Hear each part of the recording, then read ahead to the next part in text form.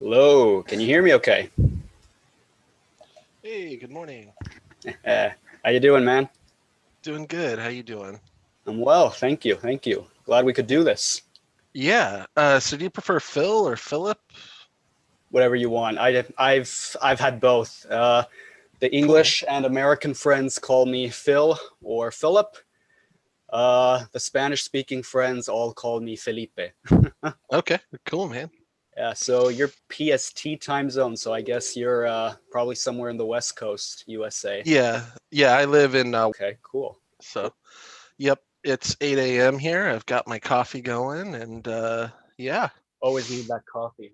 I've got my water going here. I was gonna say I've got a bunch of trade charts up right now. So Mm, first thing in the morning, nice. yeah, all day actually anymore. Really? Um, yeah. So I'm not a full-time trader yet, but I work in the tech field. Hmm. So, and with COVID, like we're not traveling and going to offices. So when I'm not on calls or on a project, it's very easy to, have my laptop right next to my desktop set up. Yep. And for screens, I've got two 28-inch 4Ks. Wow. So I set that up with each one split into like four screens. I'll actually show you here. My monitor here with the four windows, right? Oh yeah, that looks sweet. Yeah. So I have basically double this setup, right? And then on my other monitor, I've got some more browser windows and like a Discord chat going, Nice. but this is basically what I look at all day to make my trades and do my stuff with. Perfect. So you've got Trading View. I'm gonna assume Yeah. at the top left, that's where you trade itself. The prop. No, actually. So this is another, I don't, I do some really weird stuff in what a lot of traders would consider normal, Gotcha. right? That's always So that's always good. I can tell you that right now. yeah, so this is actually a tool, and I'm super happy to share links. This is called AgriTrade. It's a website called Significant Trades, and it's a trade aggregator that basically takes any trade over a set amount that you call Hmm. and from all the exchanges and shows you kind of what's the money flow of an asset. Oh, got it. So it's kind of So like this is looking at like BitMEX, Bitfinex, Binance Futures, Binance, Bitstamp, Poloniex, Bybit, Deribit, like all those different exchanges. yep. And based on the price threshold, I have different color codes set up. So it shows me the direction of how I trade. And that's actually really important because like when I first started with the CX trading stuff, I mean, Mhm. I was flopping around, dude. Like I was successful as a trader mainly because of an automated trading software down here in Okay. the bottom left. Yep. Um, but like honestly, like just being real, a lot of my manual trades, probably 60% of my manual trades were losers, Got it. right? And that's why I was looking for those groups like CX trading, Got right? it. Because I could build a strategy that worked over time and I got some help. I mean, nobody does anything on their own 100% anymore, Yep. That's right? true. So I had a lot of I got to give a big shout out to the profit trailer community, right? Like they've been really awesome when I've been like saying, "Hey, how does this feature work?" And I think I've probably annoyed a few of the devs pretty good. Got it. But yeah, so I mean, for me, I said I had to simplify all this shit down. Like after I followed your course and the AAA trading method, I Yep. said I'm overcomplicating this. I'm basically getting caught up in the rush, the crypto sphere. Like I was watching like 10 different crypto YouTubers looking for technical analysis every day, Yep. right? And it was a lot. And as you know, like it's hard when you're not confident in your own ability to determine which one to listen to. Yep. That's true. So, quick little background about me. I work in Um, cybersecurity. one sec, Or one sec, just briefly, well, because I am already recording, but I wasn't sure, what you'd want to have. I don't know if you'd want this to be everything like I say is cool and every good.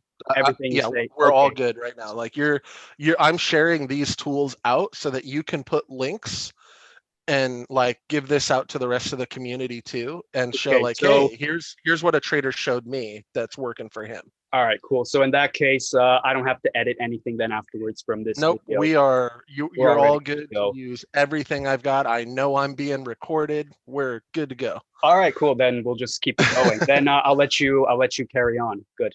Yeah, so I mean, I work in cybersecurity. I'm not a coder, right? But Hmm. I do a lot of like scripting, and I work with a lot of like large data sets, right? Hmm. So I got into crypto back in like 2017.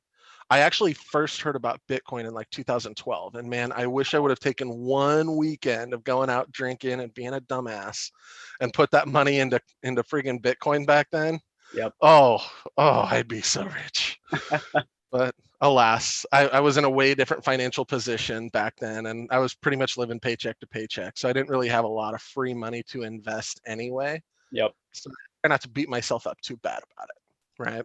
Yeah, I always tell people because there are always people they especially traders they always talk about what they could have done in the past instead of just Hmm. looking at what's in front of them and just observing their own situation, how they can improve from there. And so I always tell people, don't be focused too much on the past. If you have to kick yourself once, good, fine, but don't kick yourself 100 times over for the same mistake. So that actually gets into some of the things that like I changed after I took your course, man.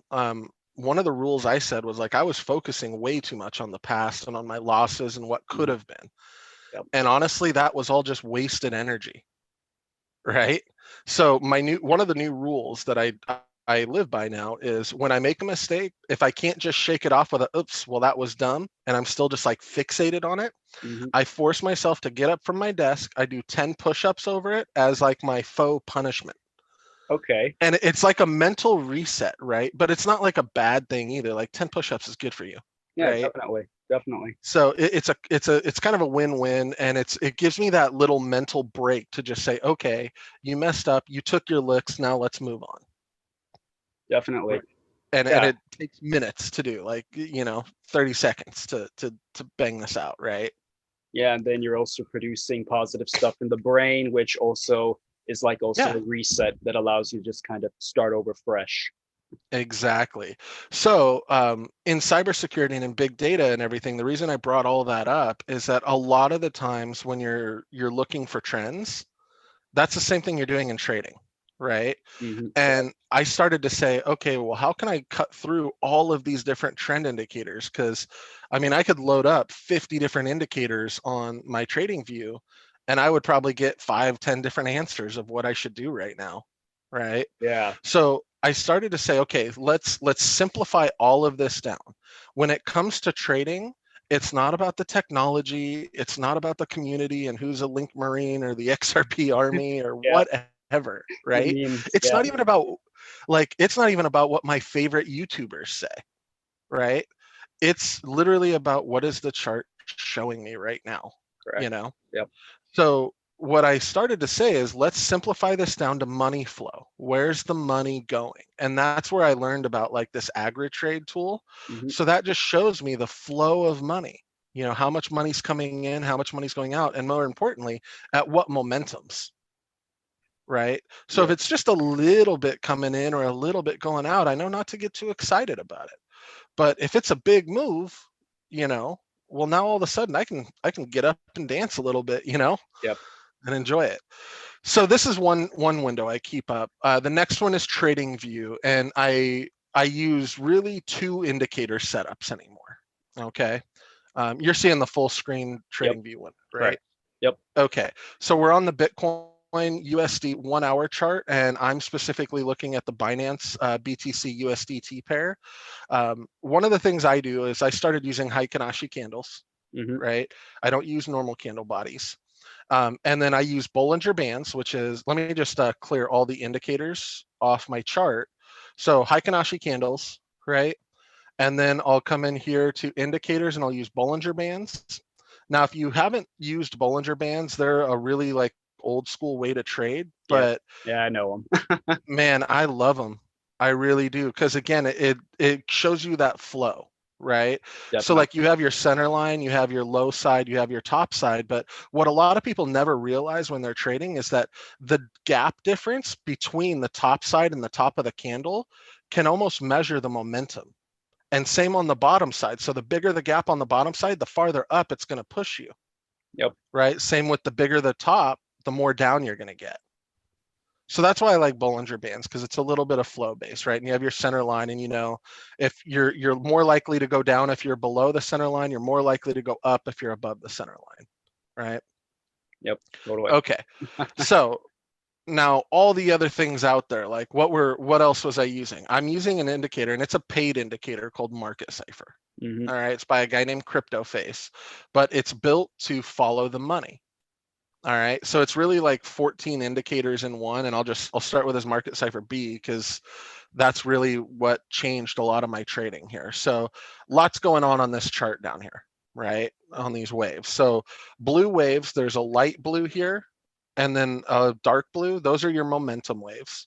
And then you get these little dots when those waves cross to make your buys or your sells, right?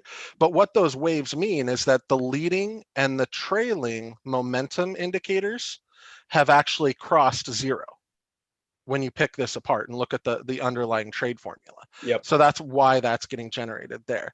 Now, the other thing in here is the green and red wave. That's your money flow indicator. If you can even just add in the free money flow indicator on TradingView to get that, right? Yeah. And that just tells you direction or trend, right? So is money coming into or out of an asset, right? What really kind of tied it all together, though, was this little yellow wave in here, right? And this is something that I'm new to. It's called the VWAP. The VWAP. Okay. Got it. Yeah. So the VWAP is like an intensity indicator. Now, if you look at this chart, whenever the VWAP goes down, it actually points in the direction the chart's moving, right? Yep. So when it reaches max intensity at zero right here, right? If we look up at the chart, that's right here on the candle. Right. Aligns pretty well with the Bollinger Bands as well.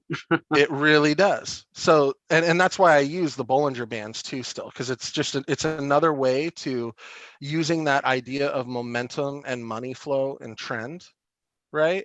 To Mm-hmm. just kind of check myself against an old school, tried, true, tested, system that works on every asset. Well, in this indicator, there's also stochastic, or excuse me, MACD, and then RSI. Right? Yep. So there's like 5 or 6 different indicators in this thing, but at the end of the day, it's really just about showing money flow. So as I zoom out here on the 1 hour, we can see this lines up pretty good. And as money flow starts coming in, you see the asset move up pretty well, right?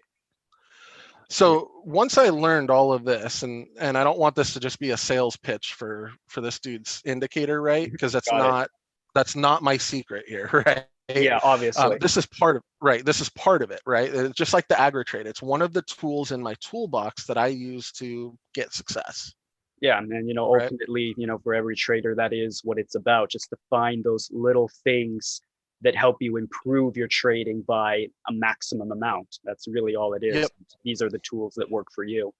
Yeah, and I mean, I've tried a bunch of different indicators, right? I've looked at wave trends, vortex indicators, riptide indicators, all kinds of shit, right? But at the end of the day, whatever style of trading you're doing, make sure, I guess, the end message here is make sure your indicators are built for the type of trading you're doing. That's a very good one. That's a very good one. So a lot of people they think that these tools are one size fits all, but like, man, it really sucks to try to screw in a deck screw with a crescent wrench. Yep. Like use a drill, use a screwdriver. Your life's going to be easier for it. Definitely. Right. So now once I got this all figured out, and this fair warning, like this took some time to learn. This was a little bit different way of thinking, and like understanding the relation between all these different pieces. I really spent a lot of time deep diving on that, right? Like, I can only imagine. right. Now there's a lot of good guides out there, they've got a good user's guide and it goes through it all, but it doesn't really, the one criticism I would say in it is that while it shows you what each piece does, it doesn't necessarily do a good job of highlighting why each piece is here and how it relates to the rest of it. like you kind of have to mentally extrapolate that. And I've seen that some people have had trouble with that, right? So, if CryptoFace, if you ever hear this, like, love your stuff, bro, but please, like, spell that last step out for people and it will make them more successful. Got it. So anyway, the other thing that you saw in here was his market cipher A indicator. And this is a much more simplistic, just trend indicator with EMA bands. And then he puts little symbols that mean different things on there, right? But these things together are basically what I look at when I'm looking at a chart. All right. And then I do the same thing that a lot of other pro traders do when I want to look at a move. Like if I was sitting down just now to look at Bitcoin, I'd start at the daily chart or the weekly chart. Yep. Right?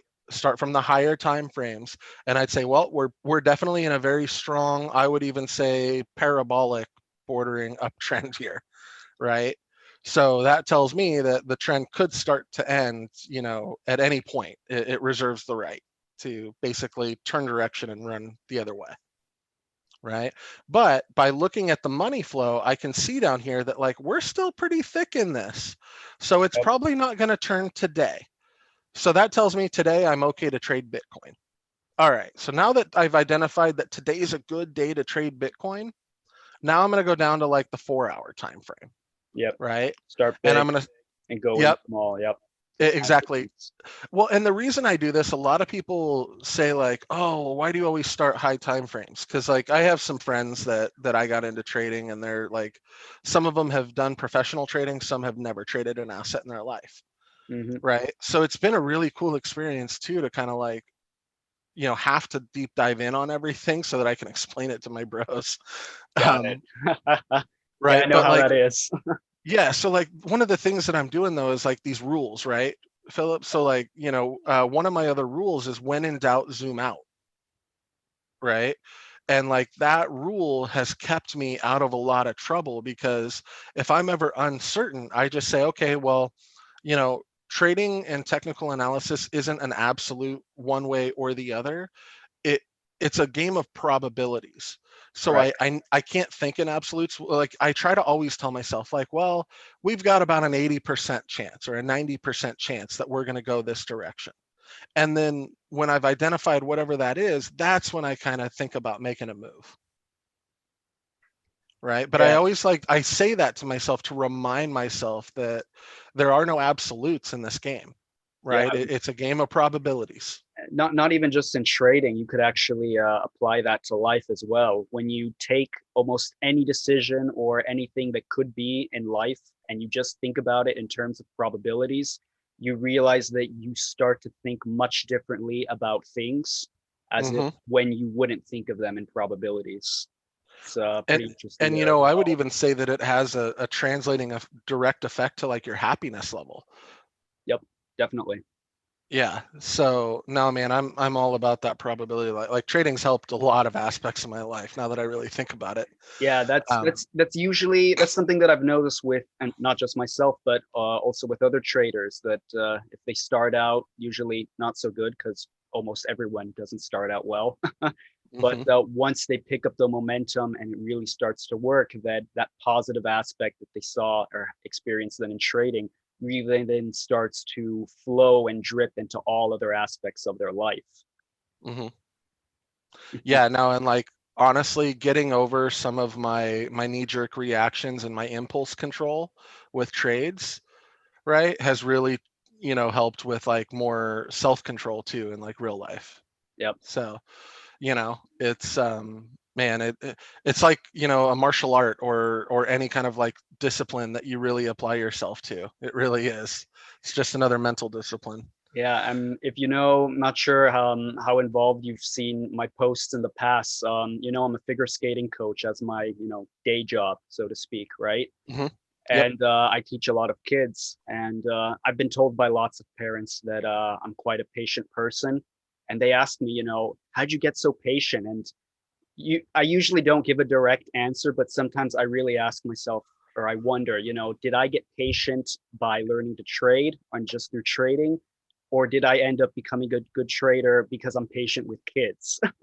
Yeah. Ultimately it does have, they both, kind of spelet beide roller. They both play a role, each to its own. But that's just how one thing just then flows into the other, and you start seeing the effects of it long term. Yep. So anyway, this is kind of where I look after the 4 hour, I go to the 1 hour. If that's all still looking good, I go down to like the 15 minute, and I keep in mind whatever time period I'm looking at too, that like I almost tell myself when I pull up a new chart, hey, each candle is 15 minutes in my head, Yep. right? Each candle is 1 hour. That way I don't get confused and, still think about a move 2 days from now from the daily chart, right? Yep.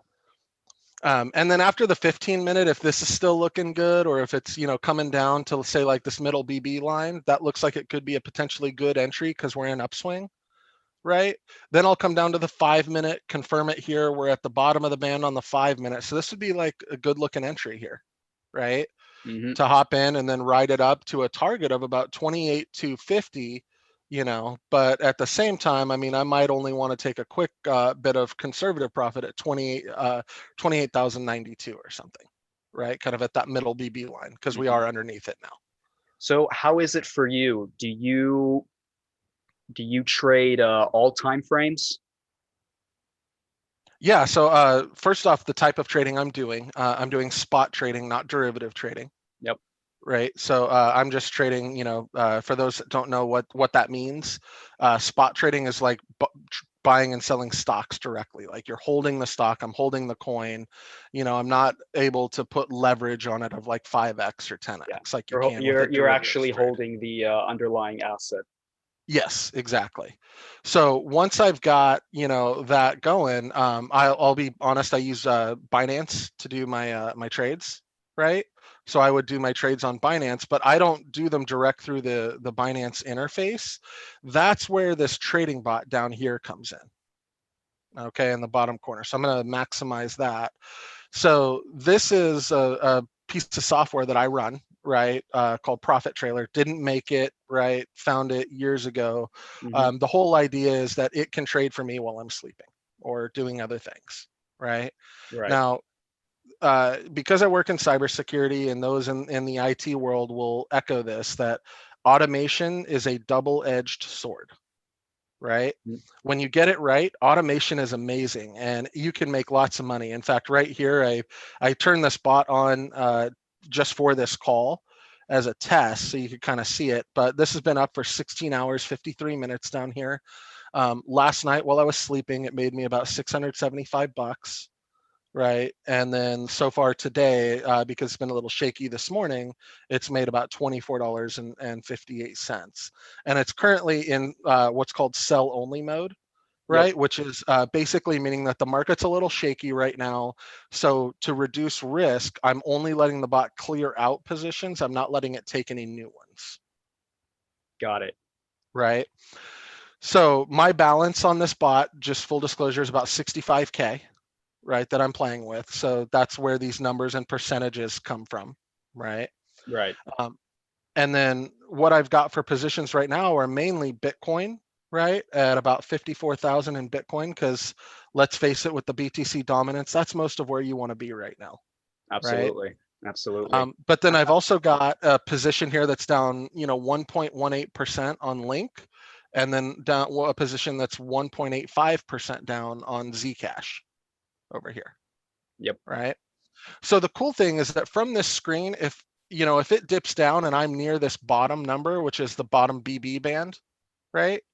And the peak would be the top BB band, or wherever the asset peaks in relation there, is if I see my total percentage here get close to this bottom number, I could always buy again and double down my position and cut using dollar cost averaging effectively on a small time scale. I can now cut my entry point down so that I don't have to recover as much to get into a profitable trade. Yep. Right. You use So now, actual manual trading combined with algo trading to give yourself an edge as well. yep, exactly. So I don't treat this like a trade bot. I guess when I'm sleeping or when I'm working, I do. But when I'm here and quote unquote in the office, this is like my trade assistant, my Robin to me being Batman on the Nice. charts. I love that analogy. Yeah. So sometimes I'll do what I call is gas a trade, right? By doing a buy down. So I buy $2,000 initial positions, right? That's my initial buy-in on an asset when I see a good buy. And then what I'll do is sometimes, like on the Zcash one, I've already doubled it down and bought an additional 2,000, but it continued to dip down. So I have a choice to make here. And this is where I think a person should be more involved, not automation, of do I double down again if I reach this peak drawdown of negative 3%, and try to cut that down to say 1.5%? Or do I just hold at my current 1.67%, hope it works out? Or do I just cut my losses and bail out of this trade and free up the capital, right? Mm-hmm. Getting a bot to do that well at, with these position sizes is very difficult, right? And Yeah. that's why, I use a very simplistic, RSI BB trading model for the bot. If you look at its underlying strategy, it's just, again, it's looking for RSI to get into oversold and the BB band on the 5-minute chart to be at the bottom of the BB band. And if both those conditions are met, the bot makes a buy. And then it does the inverse for a sell. So if we're at the top of the BB band and the RSI is in overbought territory, then it's going to try to sell. Nice. And it just does a little ping pong there between the BB bands all day, all night at the 5-minute time frame, right? Yeah, just using the moving average and the standard deviation between it. Nice. Yep. And all I'm trying to grab, by the way, too, like this is where a lot of people mess up with automation. They get greedy and they say, I want every trade to make me 1%. Well, sometimes the moves aren't 1% moves on a Yeah. 5-minute time scale. So Yeah. this is another area that TradingView comes in, because now I could go into the 5-minute chart and I can say, okay, let's measure these moves, right? And say, how much percentage does a peak bottom to top really give me? Well, that big move right there is only 1.06%. So I need to make sure that my take profit levels are set accordingly for this level. So for me, what I do is I say I need to make a minimum 0.25% profit, 1/4% on every trade is the minimum I want to accept, right? Sometimes I'll do more, sometimes I'll do less, right? But Right. generally that's kind of my target. Like if it's really ripping, it'll hold to over a 1% profit, no problem, and even take profit along the way at set levels, right? But I also want to make sure that I'm not just buying myself into a really big hole either. Right. Of course. That makes sense. So coming back here, right, like that's why I'll quote unquote monitor my trades, right, and use this as like a trade assistant a little bit. So our Zcash that was down earlier, now we're coming back up, right? So if I were to go to the exchange, which by the way, I can click any of those pairs and it'll take me right to the exchange website, Nice. which is kind of a nice feature, Yeah, right? it's definitely. Yeah. So now I can go right in and just say, okay, well, Zcash USDT at the what is this? This is the 1-day chart. Should have put me on the 5-minute chart because that's the time frame I'm on. So yeah, we just had a little spike up, and that's reflected in the bot there. So now we're just waiting for it to get a little bit higher up to about here, and it'll probably sell out. But, oh wait, sorry, that's minimize the wrong window. What I can also show you is here are all the buys I've made in the last 16 hours. So you can see where it's done strategy or formula buys versus me doing manual buys. Yep. Right. So a good mix of both, in here. Definitely. But then the cool thing is on the sales, I only have like one negative sale, and it's my own fault because I clicked it on ENJ to get out of a position while it was 0.11% up. And by the time the order executed, it had dropped to 0.04. Got it. So I lost like $1 or $1.50 roughly on that trade. But all of these other trades here, if we just go through, you can see the coin, the profit percentage, so 0.69, 0.43, 0.26, 0.22, 0.49, 0.83. It literally just sits here and nickels and dimes the charts all day for me. Yeah, All right, that's the edge that you've developed. Yep. taking also your own background into consideration as well. Yeah, I mean, and that's the thing is, so that's one of my other like rules of trading, if you will, is that you've got to be able to relate trades to something you understand. I mean, I don't care if you're, sitting on the corner selling tomatoes, like relate trading to selling tomatoes on the corner. Like do O- whatever you have to do to get it to work in your Yeah, brain. only someone who actually sells tomatoes or whatever it is will actually be able to find the relation to that, when they need it. But Yeah. otherwise, from an outside perspective, such as you and I, I can't think of a relation, honestly speaking. But Hmm. someone who's in that position could easily figure it out given enough time. Right. But I mean, let me ask you this. Like, did you take lessons you learned from teaching people skating and apply them to trading? Or like, I guess, did you learn to trade first? Well, I've been skating much longer than I've been trading, that's for sure. So I've been trading for almost about half a decade now, and I've been in on the ice for about 15 years now. Okay. So like, I have to assume that when you first got into trading, weren't you like trying to apply some things from skating to like help you figure out trading? As well, but not so much directly on the charts, more in terms of lifestyle. So, for example, the discipline that you need in any sport to achieve maximum efficiency, that's something that I started applying in trading as well, where I realized, hey, if I want to be a good trader, I need to apply the same discipline when I want to do a triple jump. I need to apply that same discipline to, actually learning everything that I need to learn when I started out. So more in that aspect, but not something directly on the chart, besides maybe taking my own personality and psychology into consideration. So when I started out, I did a lot of scalping. I did a lot of small time frame movements.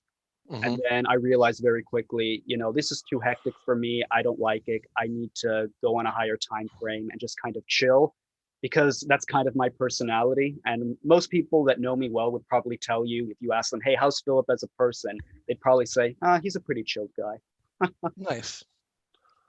So that's cool. I mean, yeah, I myself, when I'm doing the manual trades, like I prefer to trade on like the hourly time frame, Yeah. right? Trading on the 5 minute, like I'll be honest, I used to like to go to casinos and stuff before, COVID and all of that, and Vegas you man. know, a little bit, not I would always play small, risk small. Like, for me, I would take $500 for the weekend. And if I won, I won. And if I lost, it was no big deal. Had a good Right. time. Yeah. It was an affordable time. And it wasn't anything that like, if I lost it all today, I would be like, oh my God, sitting and crying or, Right. Of course. contemplating something much darker. Right.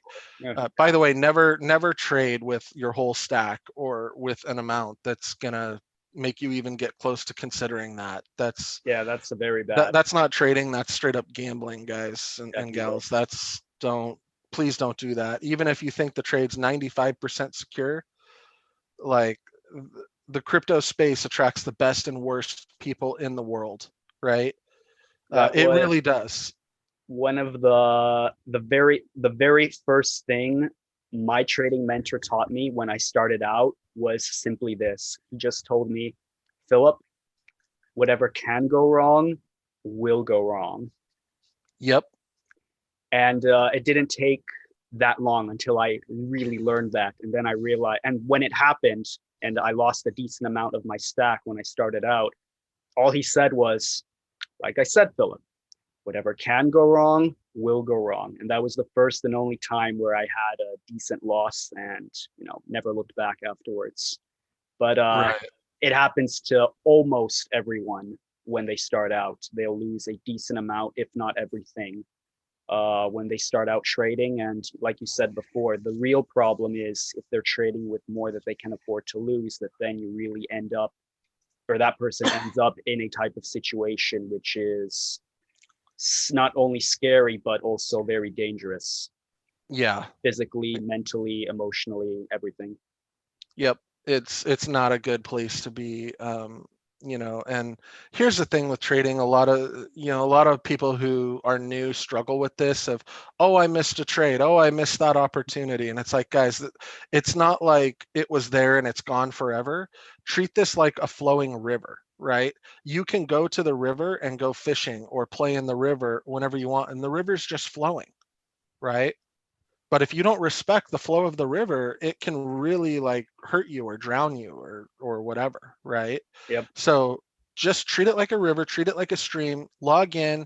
One of the other rules I do is I set time limits when I trade. No, nice.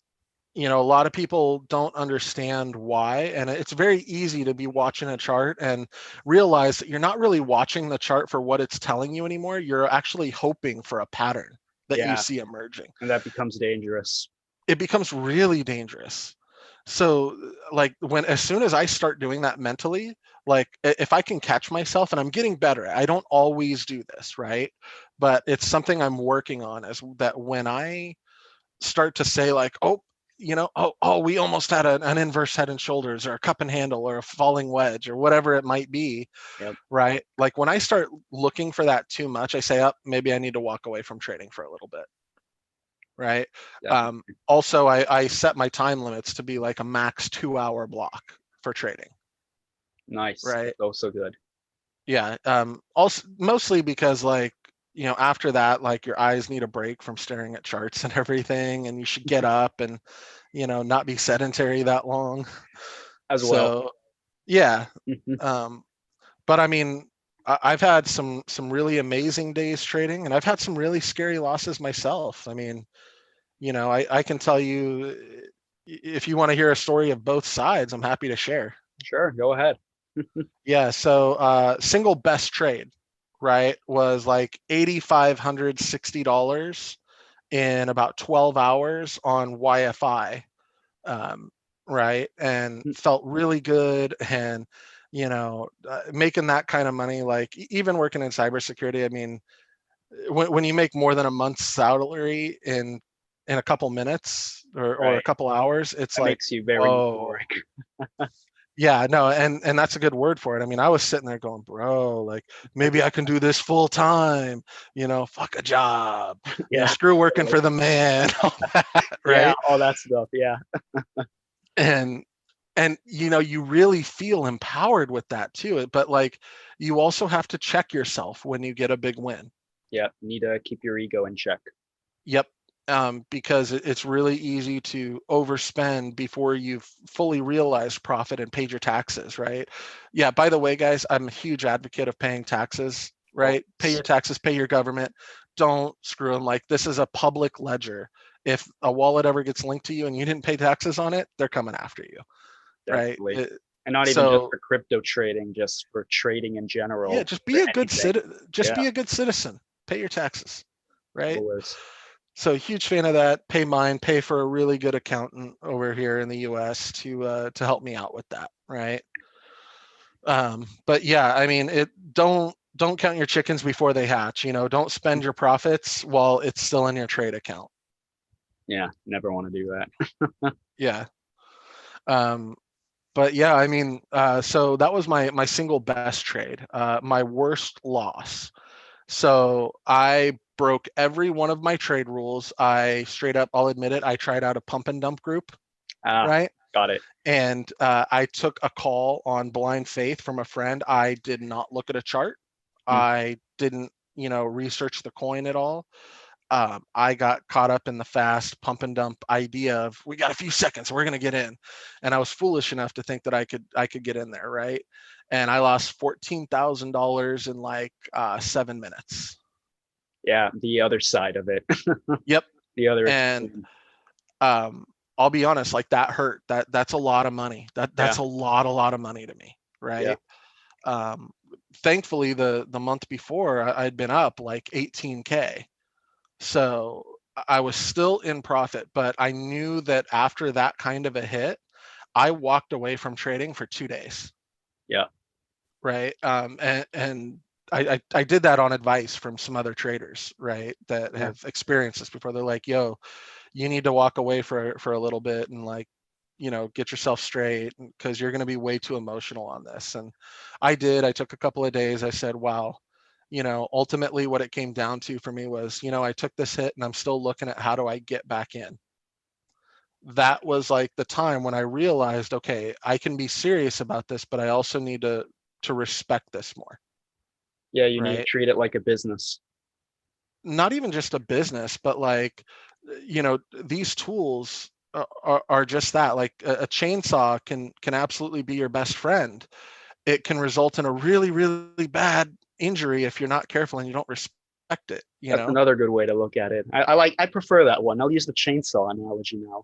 Yeah, I mean, you can do the work of 2 men in 5 minutes with a chainsaw. You can do the damage of 2 men in 5 minutes with a chainsaw too. Totally. you know so anyway, I took 2 days off after that trade. I came back with a plan. I first and foremost, I deleted the pump and dump group, so I didn't even want to get that signal input anymore. I went back to my strategy or reassessed, and I said, I'm just going to stick to this. And after that point, I even stopped watching crypto YouTubers. Mm-hmm. Right, because what I had found was that with my method, I know what the trend and the momentum and the money flow is. And on those three things, I can make a good decision here, right? As long as I don't try to force it. So as long as I stick to my rules, I can recover that. And in full disclosure, I've since recovered that amount, like as of a few days ago. It took me about 3 weeks to recover that. Nice. But Happy to hear that. yeah, we're back, and it's a good lesson. But I did want to tell that story because I know that other people out there have had big hits, and they've maybe even made some big moves that they shouldn't have out of desperation. And if you find yourself in that position and you're over risking, like, just take a step back, like really evaluate what you're doing. And most importantly, realize that there's no secret to becoming a millionaire overnight, like, unless you're just straight up born into it. you know like anybody who didn't have money, who now has money, they will tell you that it was multiple steps taken over a period of time to get to where they are. Yep. And a you lot of know setbacks in between usually. yep, exactly, right. um and think of each of those setbacks as a little test, right? Do you really want this? Do you deserve this? If you can handle those setbacks, then yeah, you earn it at the end, right? But it is a journey. It's not just a checkbox thing, right? And I think a lot of people forget that. Yeah, I always tell people failure is only then when you give up. Until then, it's only setbacks. Yep. And your own drive and will is what's going to determine whether you have success or not. Not just in trading, but in anything you do in really in life. Yeah. So I mean, that's kind of my story. I mean, as it's written so far, it's not over. Of course, it uh, keeps going. I mean, I gotta say, like, taking your course initially, like, it really cleaned up a lot of my bad trading habits and really forced me to reevaluate. And I would even say that, like, it kind of enabled me to get to this point where I could find these tools and figure out how to use them together properly. Nice. I mean, that's pretty much the whole idea in general with the course. It's more of like, here's a bunch of tools that you can use, but ultimately it's up to you to build your system and figure out how you want to do it. And Hmm. what I'm seeing here, that you really managed to pull that off. And also a huge congratulations from me as well. I mean, not everyone can do that either. I mean, usually for my course, I only get positive reviews, but just like for most things in life, most people give up or don't pursue it because they realize it's not for them, or they don't have the drive to do it. But you're one of the few people who is really stuck around and who has really pulled it off. And I'm seeing here with everything you've told me and everything you've shown me now, you really have your system that works for you. It's very beside model of English, einzigartig. It's very it's very very unique. That's the word I was looking. It's very unique, very individual to you. I mean, like for example, me, I wouldn't be able to work with all these indicators. That's just not my style. I take a Hmm. much different approach, but ultimately it doesn't matter what's right or wrong. It's just, are you profitable or not at the end of the day in trading? So also congratulations to you for actually pulling all this off and having the will to go through it all. Yeah, thanks, man. I mean, it's definitely been a journey, and it's not been an easy one, right? I mean, nothing worth having in life, I feel, is really, easy. Yeah, everything that's really worth it takes a lot of work. It takes time and energy. It takes care and feeding, Yeah. and trading's no different. I really kind of believe all that. That you get out of it what you put in. You know. Yep.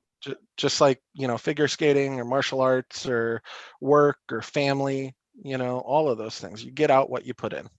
Yeah, in Swiss German we have a saying, "Vernunft kommt nimmt." Essentially, if you don't put anything in, you're not going to get anything out of it. Yep, I like that. Yeah. So yeah, that's my system. Those are the tools that I use, and that's what works for me. And that's, I mean, to your point, that's what I would encourage anybody who watches this. Like, it's okay if something that works for somebody else doesn't work for you, as long as what you have works for you. Nailed it. You know, I, I have tools and things that I've been shown that work really good for a lot of people swinging around a lot more cash than what I have. When I tried them, it didn't work for my style of trading. Right. I really like to look at the chart as like an ocean wave and just try to like surf that wave, because whenever I'm able to surf that wave and just follow what it's doing, I end up in a good place from it. And when I try to fight the wave, I wipe out. Yep. So I mean, for me, like the momentum indicators, the trend indicators, like that's what works for me. Other people, that doesn't work for. Yep. But yeah, any other questions you wanted to ask about my trade setup? Um, maybe something will still come to mind. Maybe just for me, just to kind of know in general, how did you, if you even remember, how did you come across CX trading or myself or whoever might have been online at the time? Do you still know that? Yeah. So what was it? It was you and James McDowell. Yep. Were the two guys that I originally talked to, and this was I want to say like late 2008, mid to late 2018, that I think I hooked up with you guys. Got it. Right. And I was, back then, like, let's, if we think about what the market was doing, like everything was kind of going to shit. Right. And Yeah. It was it still, wasn't a yeah, it was very, still very bearish sentiment at the time, definitely. exactly. Right. And, at that point I was still like on my manual trades, I was losing, way more often than I wanted to. Um, so I was honestly like, I crypto mine as well. So I was just scouring a bunch of groups and looking for different trading and crypto enthusiast groups, and that's kind of how I found this group. The reason I stayed, though, because I probably joined like 100 different groups, and I probably Yeah. kept like 10. Yeah. Right. So how I found you is really just like Randomly trial and joining error. groups. Got it. Yeah, exactly. Right. The reason I stayed, though, was the advice. When I would reach out to you about a course, even with the time difference, I would get a reply in like a day. Yep. That's how I kind of knew it was a more serious group. When I first took that course, right, and I went through it, and then like you and I sat down, and like you legitimately and honestly wanted feedback on it to make it better, like to iterate on it. Like that's another reason that I stayed around. That, and the fact that like the fundamentals you teach are something that really everybody who's trading should, if they haven't learned it, they absolutely need to learn it. And even if they've been trading for 5 years or whatever, like it's a good refresher. It's a lot of people knock it, and I think that it's a good fresh reminder every couple of years to kind of go back to basics, to do the safety meeting. you know. Yep. um there's a reason that those things happen, you know. There's a reason that the fundamentals that you teach work, right? So I think it's good for people to surround themselves with, like, if you want to be successful, straight up, you just need to surround yourself with successful people. That's true. It's true. Right? So the people who are going to be most successful are the ones who have good, solid fundamentals, good rules, right? They live their lives like according to achieving a goal. Yep. And the more of those people you find, like, the more success in life you're going to have. I really believe that. True that. I like that. Something you just mentioned before, I really like that. You said, going back to the basics is good for everyone, regardless of how long you've been in the game. I guess I didn't even realize that specifically until now, since you just said it, but that's actually something that I also do a lot in the skating arena as well. Didn't even realize that I've actually indirectly applied that here. I mean, you can be, I do triple jumps on the ice, and everyone I practice with also does doubles, triple jumps, double axles, etc. And sometimes in our practice, we'll just go back to doing the most absolute basic steps. And if you were someone who doesn't know anything about skating and you just saw us do these basic stuff, you would never think that we're professionals at such a high level. But regardless of how high you get in anything, it's always good to go back to the basics and just do them and repeat them. And because once you have them in, it's just structured and it doesn't go away, and you build upon that and you have a good It's muscle solid. memory. Yeah. Yep. No, I totally get it, and I agree 100%, man. Like, you know, I think all the top pros in whatever, right? Whether it be skating or football or, you know, basketball, like, there's a reason that guys in the NBA never stop doing footwork drills. Yep. Definitely. Yeah, just to use one simple example right there, you know. Totally. Yeah, I mean, me as a skater, all I can say is you just go back to doing crossovers on a small circle, or just doing basic edge work. Yeah. It's sorry, So go ahead. I was just going to say, do you want to look at any of these charts with this indicator combo for anybody watching, just to kind of see how it looks on other assets besides Bitcoin? In 1 minute, sure. Just to finish my follow-up questions, maybe. Although you kind of already went through everything, which is great. Just by telling your story, so I like that. Let's see. I think I got everything. Maybe just to iterate on this point one more time is, what specifically would you say you do differently now compared to when you started, or maybe after you took my course? It doesn't matter if it's on the chart technically, or maybe something else you do, like a ritual or rules, just like what's something that you do differently. The rules are the big thing. You know, the impulse control was really my big failing as a trader in your AAA method, right? Mm-hmm. So to kind of like counteract that, you know, I don't let myself trade blindly. The last time I traded blindly, I lost 14K, right? Yeah. So like, I broke every rule in the book. I took a trade on the advice of somebody else, which is a no-no. Yep. I didn't check multiple time frames. I didn't even look at the asset from higher time frames, or I didn't even really, like, to be honest, like, I screwed up so bad that I didn't even look at a chart at all. Yeah. Right. So like, I broke that rule clean off. Right. I didn't do proper risk mitigation, and I went in with pretty much my full trade stack at the time. Right. Yep. Which I should have gone in with a much smaller position, given the coin and the group I was in. Mm-hmm. You know, so I broke that rule clean off too. So by breaking those three rules, you know, I basically cost myself 14K in 3 weeks of trading. Got it. So the main thing that you have differently now compared to when you started is the rules and really sticking to them.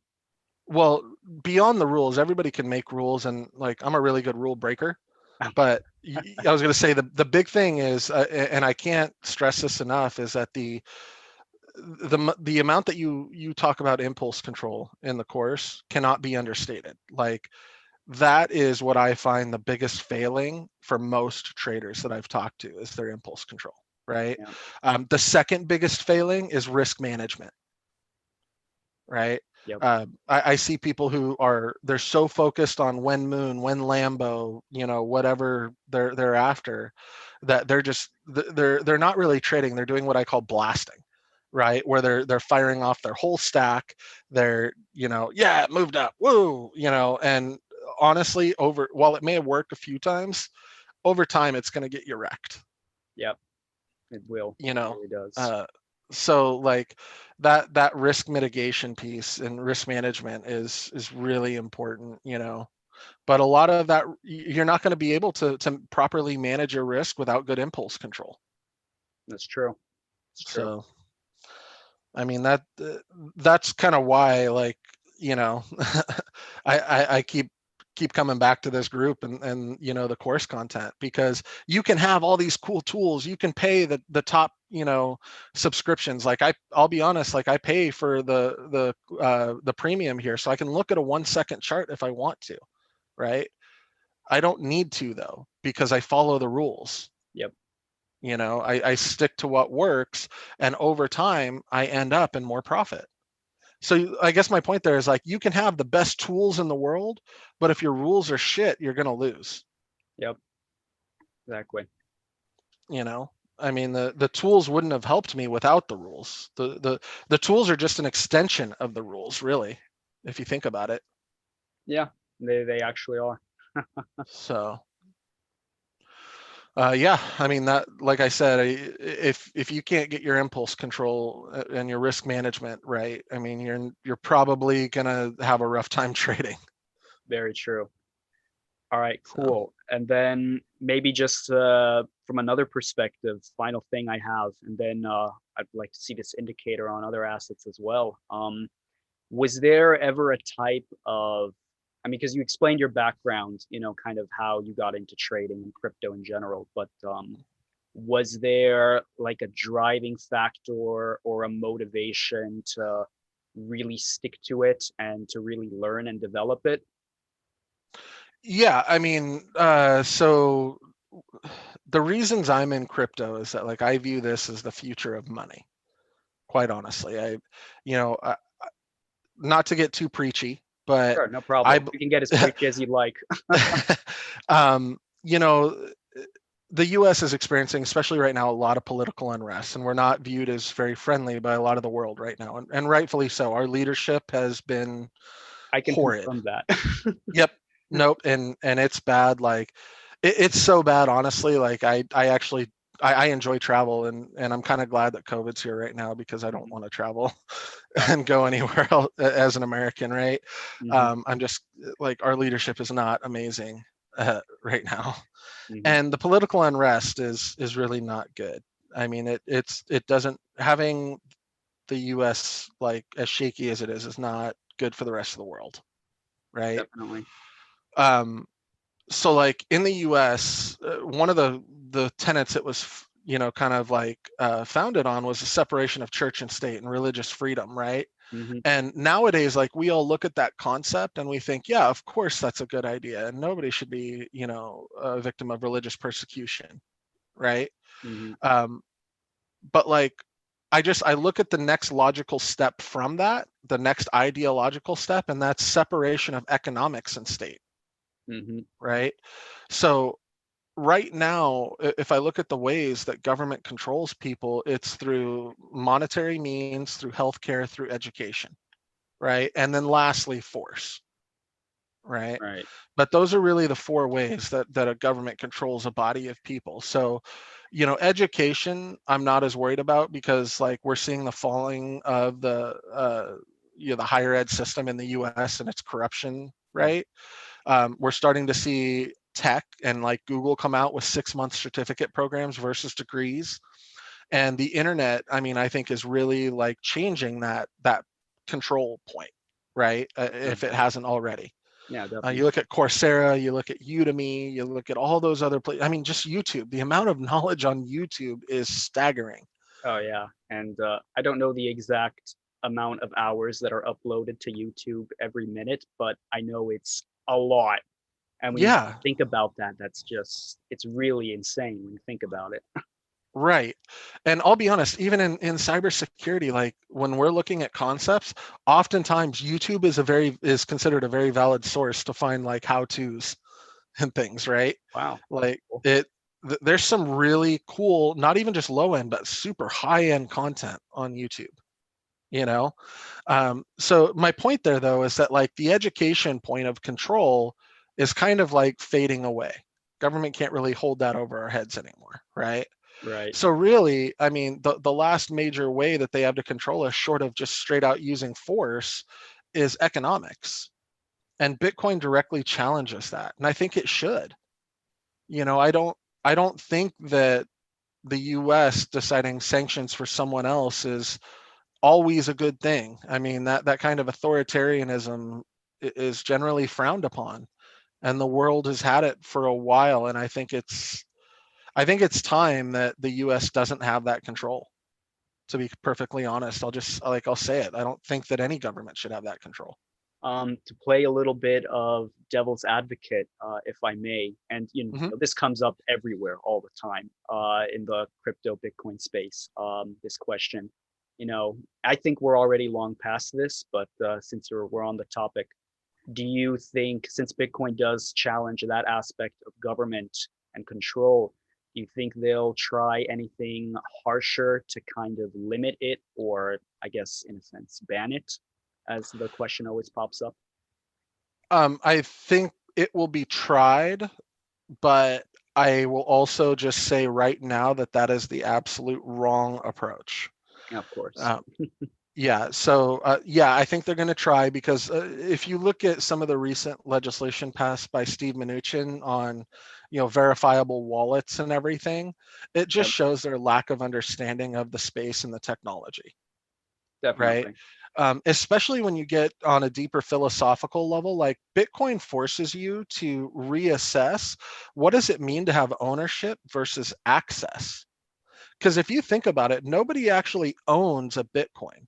All the Bitcoin is online. You can never pull one back to your home. Yeah. All you can pull back to your home is the access to one Bitcoin. Yeah, it's really just a public ledger, and the coins Yeah. move around based on people having private keys that give Yep. them access to it. So I think that the best thing that could happen would actually be the opposite of that, in that long ago countries were on the gold standard, Yeah. right, before fiat. I think that the first countries that decide to back their currency on Bitcoin and Ethereum, as an example, especially now that Ethereum's EIP of having a limited supply was accepted and is going to be implemented. So Ethereum's going to become a deflationary asset soon, which I'm super stoked about, right? I think that the more governments do that, they're going to be able to achieve higher and more favorable credit ratings, right? Yep. So like I think the next quote unquote Cold War is going to be between Russia, China, and the US, and it's going to be about blockchain dominance. That'd be interesting to see. Yeah, I mean let's face it, it's far less profitable to destroy cities and people, Definitely. right? So like I think that the next real Cold War is going to be fought over blockchains, and I think it's going to be really an interesting time, to kind of be alive and to watch this all unfold. But imagine if all of a sudden tomorrow, like Russia decided to say like, hey, we're going to back the ruble on Bitcoin, and there's going to be a pegged always, this amount of Bitcoin for this amount of rubles, Yep. So right? we Like, essentially enter, as like Dina Moose says, that the Bitcoin standard. yes, and I believe that the Bitcoin standard or the cryptocurrency standard will happen. Will it be Bitcoin? I don't know. Don't get me wrong. I love Bitcoin. But I'm by no means a Bitcoin maximalist or an Ethereum Oh, me maximalist. I neither. just, Me neither. I don't think any currency alive today is going to be the final solution. And I don't think the final solution is going to be one Bitcoin or excuse me, one blockchain. I think it's going to be a collection of chains working together. So like if you look at like I have another profile that like on another exchange where I just kind of hold some coins, right, long term.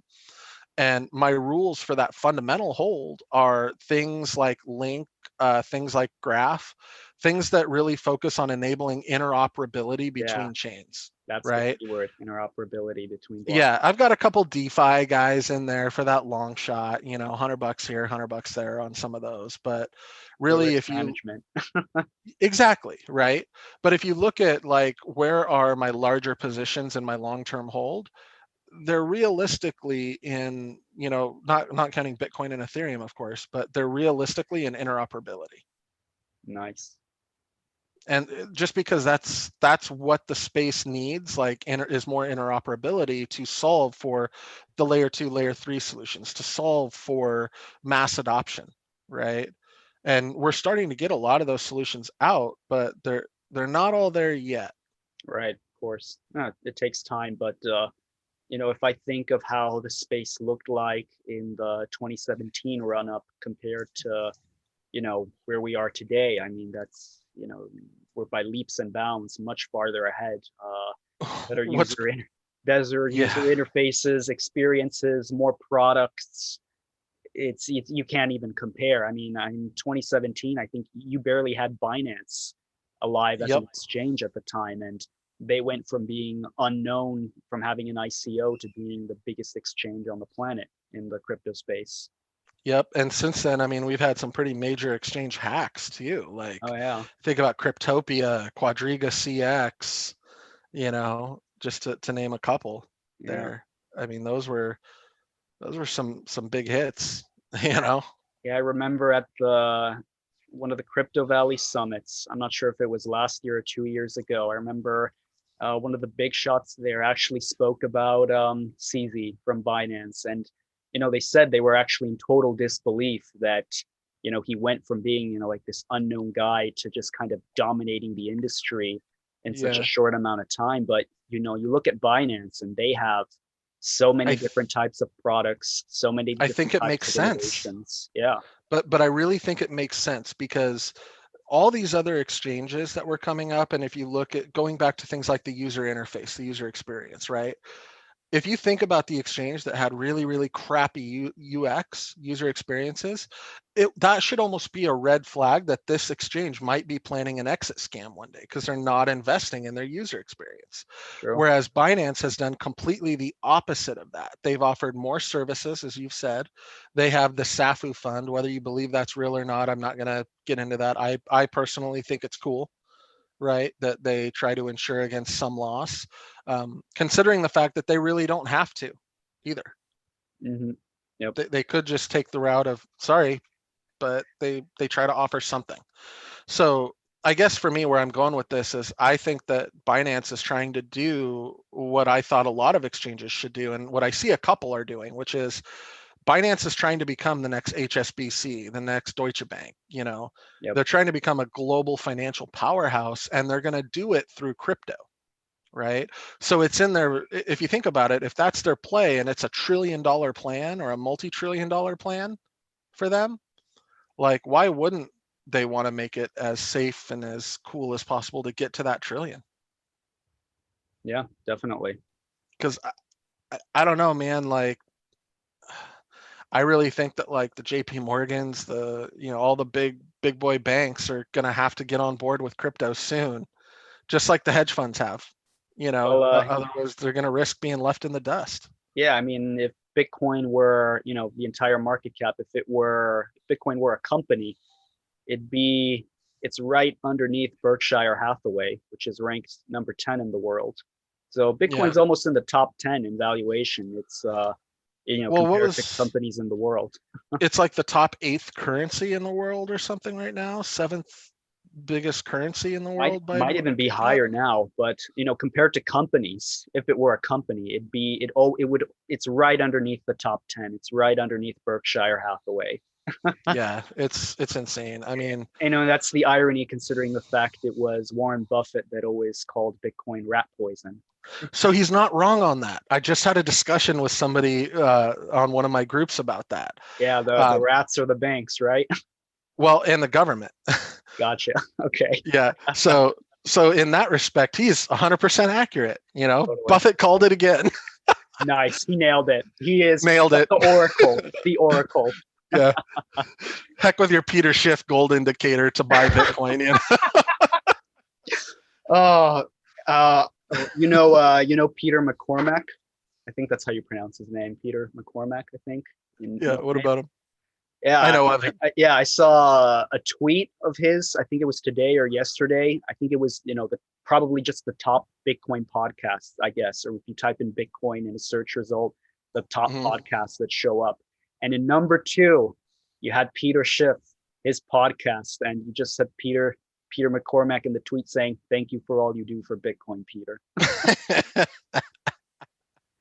That's awesome.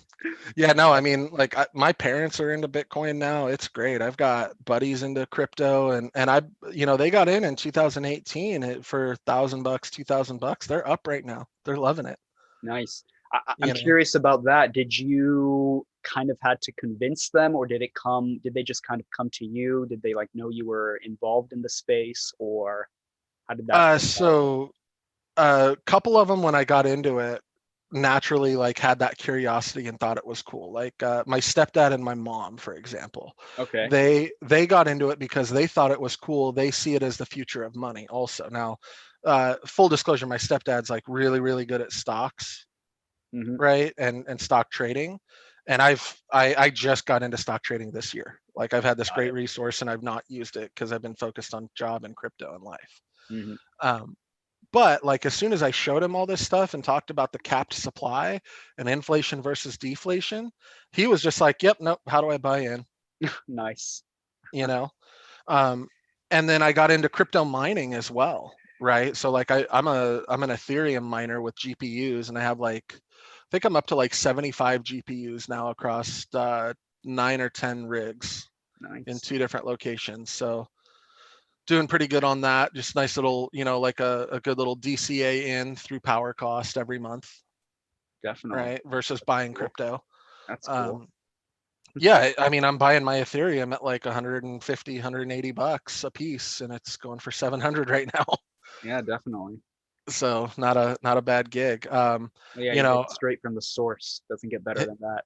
Nah, it doesn't.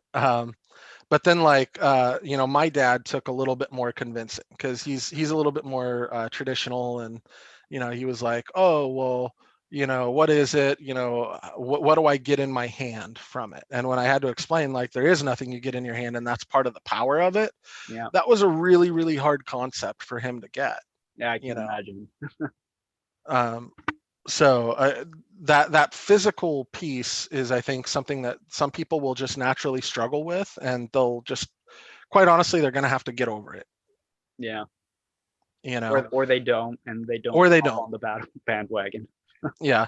Now, I mean, in my opinion, and obviously I'm in the space and I mine and I'm in cybersecurity and all this other shit, right? The question I'm asking people though is straight up, why don't you have 1% in Bitcoin? Yep. That's always a good question. If you're totally against it, you think it's China controlled, whatever, okay, fine, great. You have an answer and it's based on something cool, right? But for everybody else, is just I don't know. A lot of people are starting to really go, yeah, maybe I should get into that. Yep. One of my buddies I got in, I mean, he got in with $1,000 and I helped him ride up through an Ethereum run. And then we got into Bitcoin for a little bit, and then he popped back over to Ethereum, and just doing a couple of trades with him, helping him out. I mean, we've taken that $1,000 and I think he's up over 3,500 now. Nice. On that. And, we hang out and have drinks once in a while. So it takes us 5 minutes while we're there, and with him, I don't ever do any kind of micro time frame trades. It's always, macro, moving averages, 20-week, 200-week moving average type stuff. Yep. Right. The 90, 95% guaranteed good play type things. Right. So most people in my sphere have done really well with it. I mean, I myself on crypto mining, I've hit ROI on everything except for the rig that I just bought that's coming up online this week. Got it. So if you think about it from a business standpoint, because I put all of this behind an LLC, right, for tax reasons and all of that, Obviously. and Yeah. also for insurance on all of my gear. Let's face it, that's an investment. I'm into all of this gear, little over 40 grand at this point, US, and I've definitely I've made more than that, including the power costs and everything, but it's still working. So obviously I want to protect that investment Yeah, of in case course. something were to happen. Of course. But yeah, I mean that we could see right here that I've actually got, had my mining dashboard up. I'll just bring it back up. But yeah, I mean, I mine in a pool with a number of people and got a pretty good little hash setup going there. Let me make that a little bigger for folks. So about 2.4 gigahash currently on Ethereum. That's a good amount. Yeah, I'll be up to a little over like three and a quarter here once my new rig comes online. It's a 12 card 5700 XT setup. So Nice. yeah, let's look at some of these trades. How are they doing? So we're at, let me make that a little bigger. Yeah, so max drawdown 1-2%, right? Pretty safe on an investment like this so far. Those will probably swing up here anytime. In fact, let's chart some of these out. We'll look at Link and Zcash real quick. You want to do that? Yeah, let's do it. All right. So pull up the charts here. We'll start at the daily, right? Start from the higher time frames. Always work our way down. Start with Link. So Link right here. If I zoom out a little bit, we'll just kind of say, okay, big move was here. So let's look from here forward, right, to get kind of a more accurate where are we at right now. And I'm sorry, you probably know all this, Phil. I'm just talking this out for I know. anybody No, listening. I like it. It's perfect. Go on. I like it. Yep. So here, obviously, our EMA waves have crossed to the downside. We're in a downtrend. I get my little blue triangle, which is a reversal indicator here. We technically reverse down here, but this is kind of the safe point to call it, right? Uptrend to about here.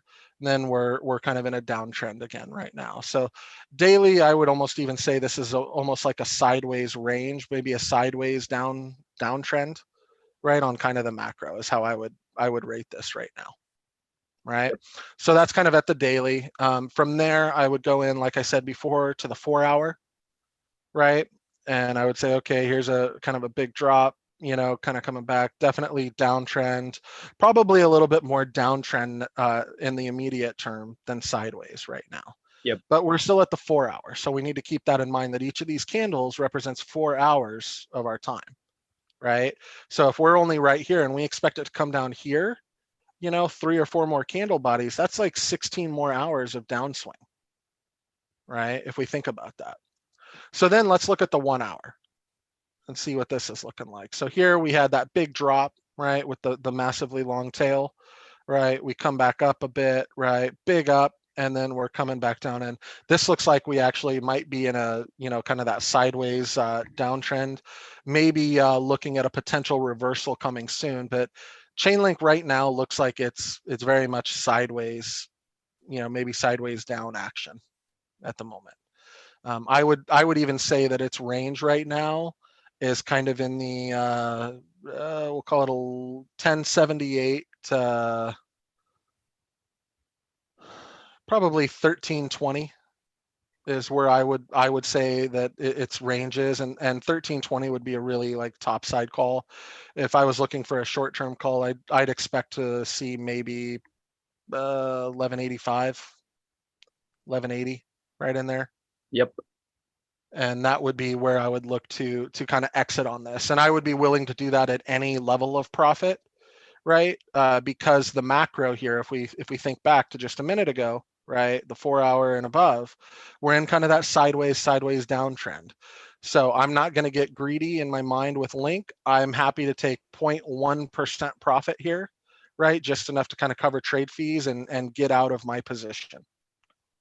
And that's kind of how I would evaluate Link. And if we're looking here on the 15-minute, definitely on a downswing, probably going to see continuation of that on the 5-minute. Yeah. So at this point, hopefully we're going to find bottom support here soonish, probably a few cents. And if that support doesn't hold, that's where I would look at taking a loss and just getting out of that position. Got it.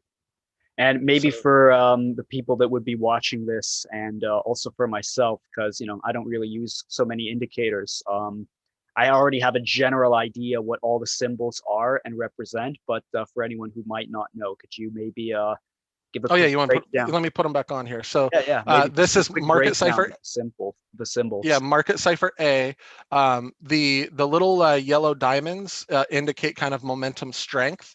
So as you get towards the top of a peak, you see how you get the yellow diamonds here, Yep. and then you get a red diamond when the momentum changes, right? So that kind of tells you that you're looking at a shift. Now, when you get this red X, that's big enough that I actually do some bot triggers on that, right? The red X means that you're definitely heading for a drop, okay? So red X is a good time to kind of stop trading, get into sell only mode, not take any new trades, and just try to clear out your positions, Mm-hmm. right? And I'm just curious, does the bot notice that itself, or is that something that you manually have to then change when you see it? So I recently, with a couple of buddies, we wrote a tool to allow the bot to detect this and then change its settings automatically.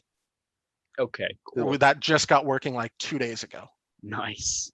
Yeah, because like again, automation's a double-edged sword, right? And like Yeah. the BB RSI strategy is a really like tried, true, tested strategy when you talk to like old school traders, right? It works so well that it will drive your trading like off of a cliff at 120 miles an hour. So you got to put some guardrails around it when you're talking about a bot, right? Yeah, And that's definitely. exactly what we've been focused on is really that risk mitigation and making sure that we're not going to ride this down. We don't want to do that. I don't want to DCA buy here and then here. Like that's a lot of capital tied up to just come back up here for 1% profit. Yeah, or break even at Or best. exactly. Yeah, it's not worth it, right? Like in terms of risk mitigation, I'm better off just calling it a loss here, Yeah, right? definitely. Now, there's this other symbol over here, a blood diamond, and we're playing around with this right now. This means that you're going to fall off a cliff like right now. Like you're not Okay, coming so up on a cliff. This is, oh God, get out. So what I do when I see a blood diamond in my bot is mhm, I execute what's called a panic sell. Think of it like a stop loss. yep, I manually sell out all my positions and lock my bot into sell only mode so that it can't make any new buys as we're coming down here, right?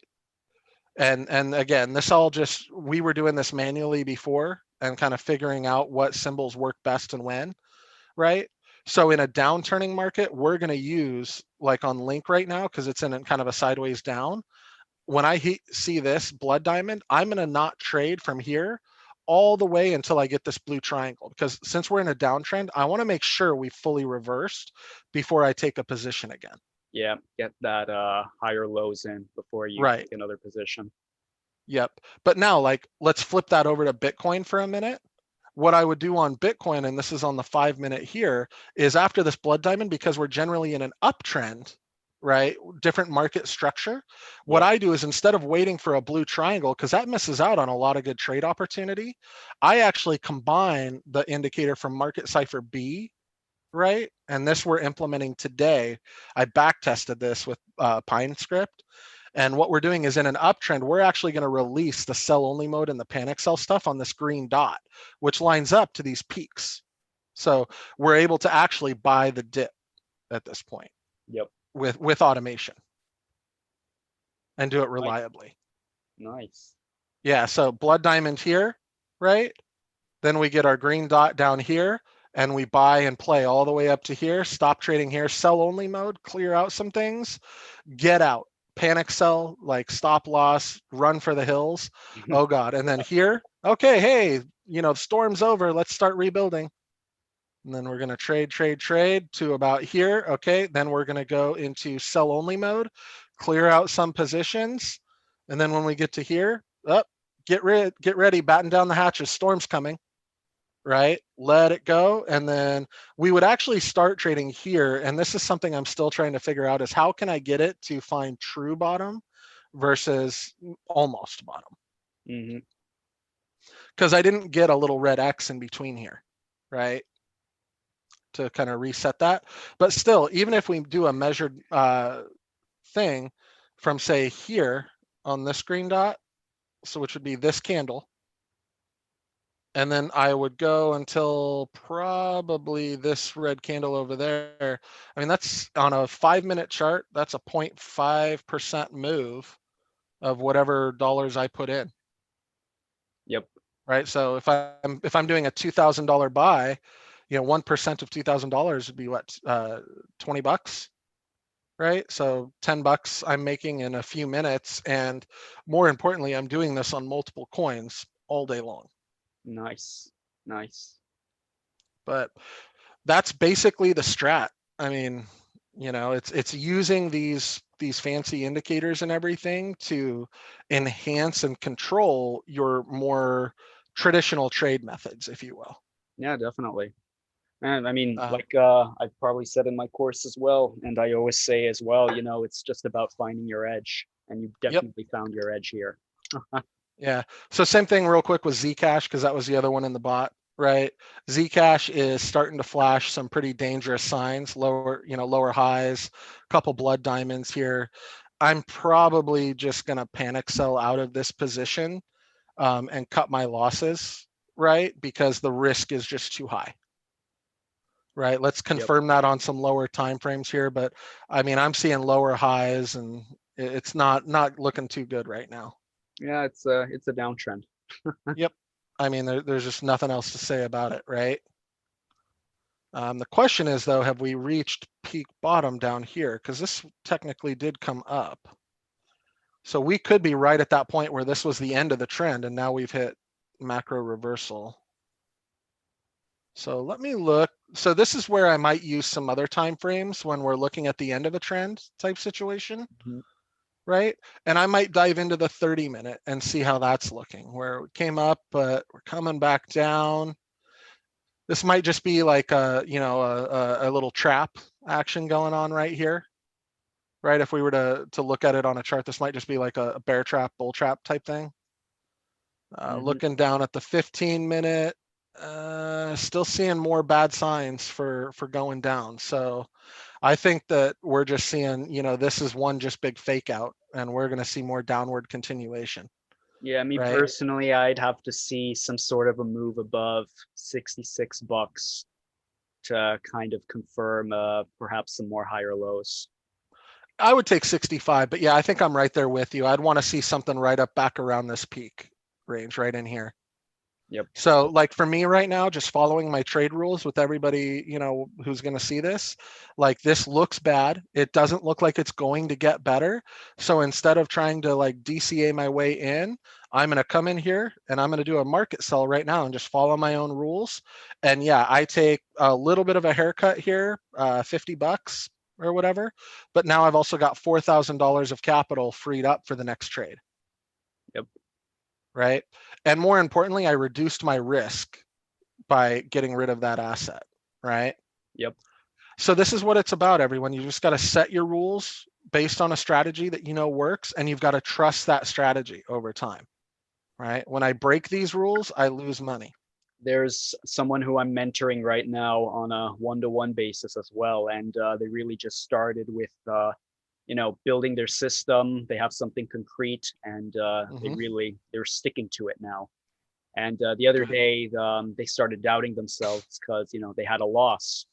And then I asked them, "Did you stick to your system?" Like, "Yeah, my system gave me a loss." Congratulations, you stuck to your system. Exactly. If your system is going to win, 5 out of 6 times, then just know that, yeah, you're going to see some loss, and that's just part of the system. Yeah. My system works on the charts when I look at it with a back test. My system works about 85% of the time. That's pretty good. So I'm pretty happy with that, and I'm going to trust it and know that, yeah, that 15 other percent means it's going to lose, and those little things are going to sting, but it is what it is. It's part of the cost of entry, if you will. Yep. And then if you take risk management into perspective, as long as those 85% that win are higher than your losses by a certain factor, then you're going Hmm. to make money either way. Well, and if we look at that sale right there, right? Let me go back to, where's my manual? So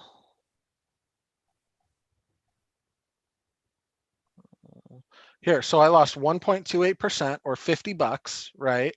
Now, if the market turns or whatever, I could potentially make that back in an hour, right? Just with the freed up capital. Because I had effectively 2 bags worth of money, 2 initial cost buys into Zcash because I tried to buy down and DCA my way out there, right? Mhm.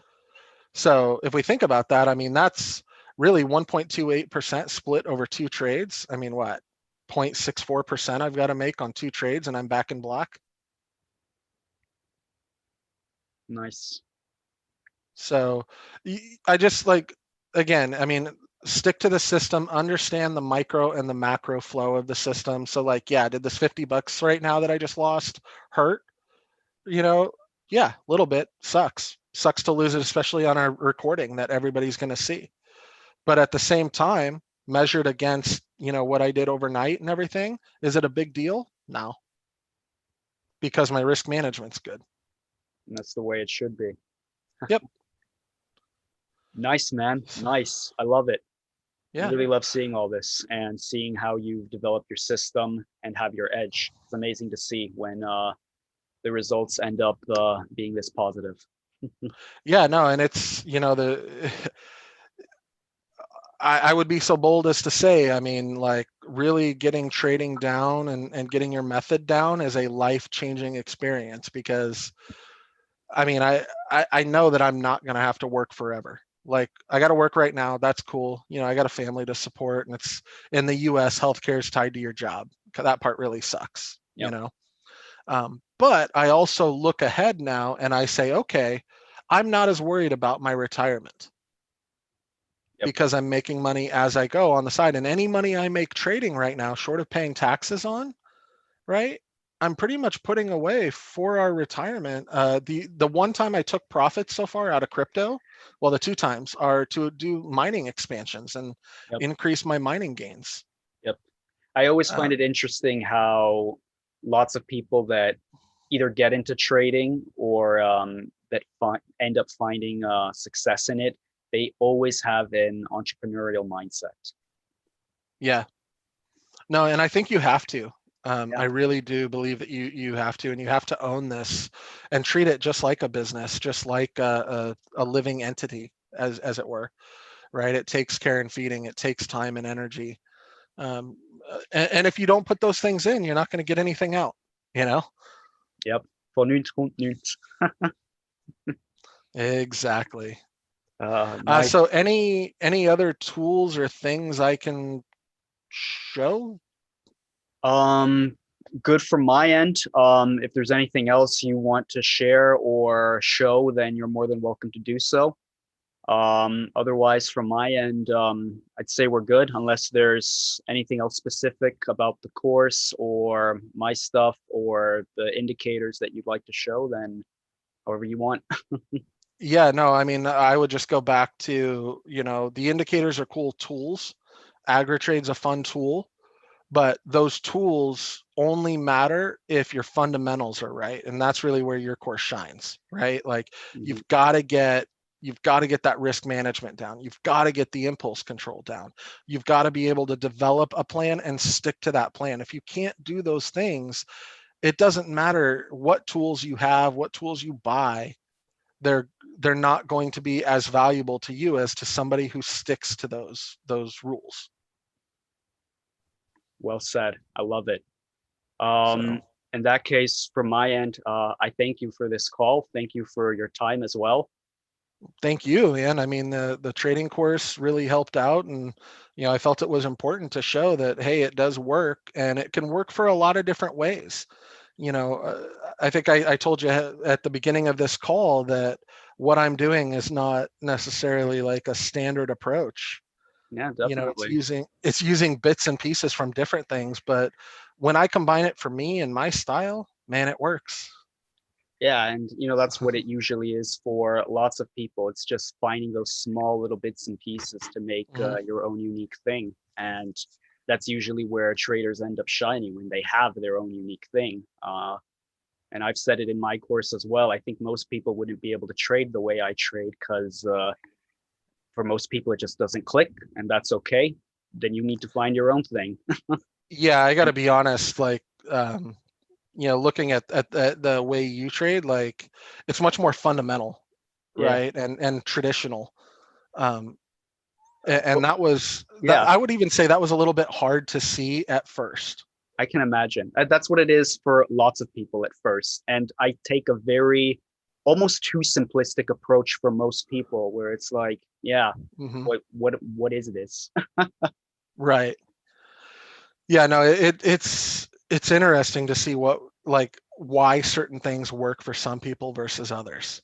It really is, and it's like my chart is way too busy for you, Yeah, right? definitely. But I could never have so many things oh man, on if a I chart. like, I'd all right, just I be gotta over. show you this.